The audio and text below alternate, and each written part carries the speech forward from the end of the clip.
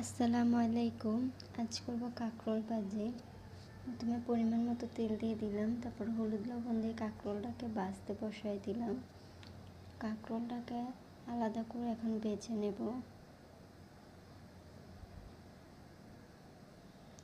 কাঁকরোলটা এবার উল্টায় দিব।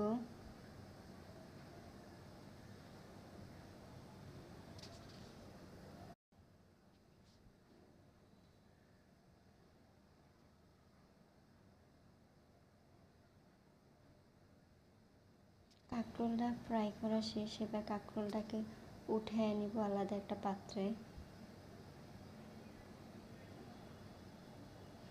এবার পরিমাণ মতো দিয়ে দেব পেঁয়াজ ওই তেলের ভিতরেই।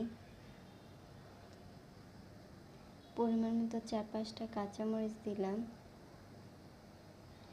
পরিমাণ মতো লবণ দিলাম।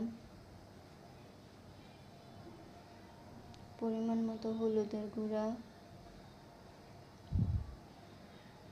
পরিমাণ মতো একটু মরিচের গুঁড়া, যেহেতু কাঁচামরিচ দিয়েছেন মরিচের গুঁড়াটা পরিমাণে কম দিবেন।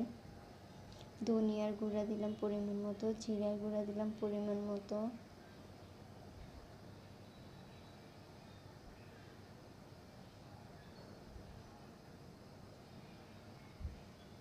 এখন এটাকে কিছুক্ষণ লাইড়া দিব।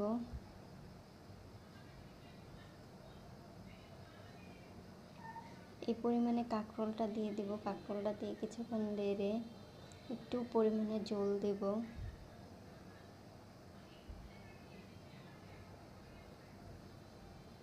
কাঁকরোল সিদ্ধ হওয়ার জন্য একটু জল দিলাম।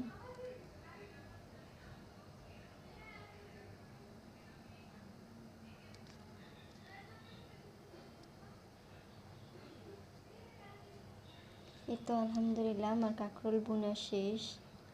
আল্লাহ হাফেজ।